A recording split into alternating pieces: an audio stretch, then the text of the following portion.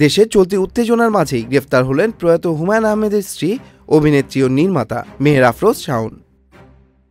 রাষ্ট্রের বিরুদ্ধে ষড়যন্ত্রের অভিযোগে রাজধানীর ধানমন্ডি এলাকা থেকে গ্রেফতার করা হয় তাকে। 5 আগস্ট শেখ হাসিনার পতনের পর সামাজিক যোগাযোগ মাধ্যমে শাওনের রাজনৈতিক অবস্থান ও কিছু মন্তব্যকে কেন্দ্র করে সামাজিক যোগাযোগ মাধ্যম সহ বিভিন্ন মহলে সৃষ্টি হয় আলোচনা সমালোচনা। বিশেষ করে শেখ হাসিনার পূর্ব ঘোষিত বক্তব্য চলাকালীন সময়ে ধানমন্ডির 32 নম্বর বাড়িটি ক্রেন দিয়ে গুড়িয়ে দেবার সময় তার ফেসবুক অ্যাকাউন্টে ডিফেন্স পাকিস্তান নামে এক্সের একটি পোস্ট শেয়ারের পর তৈরি হয় তীব্র প্রতিক্রিয়া। এ সময় স্থানীয় বিক্ষুব্ধ ছাত্র জনতা সন্ধ্যায় তার জামালপুরের গ্রামের বাড়িতে আগুন ধরিয়ে দেয়।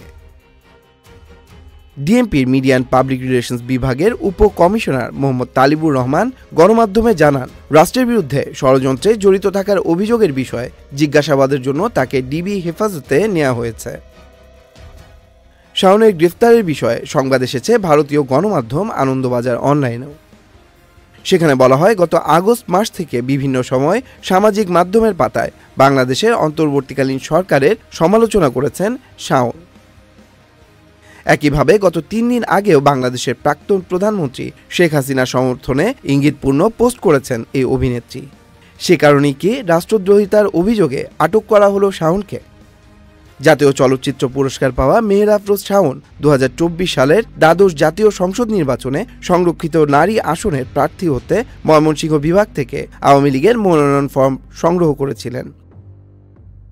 শাওনের মা তাহুরা আলীও জাতীয় সংসদের সংরক্ষিত আসনের সংসদ সদস্য ছিলেন।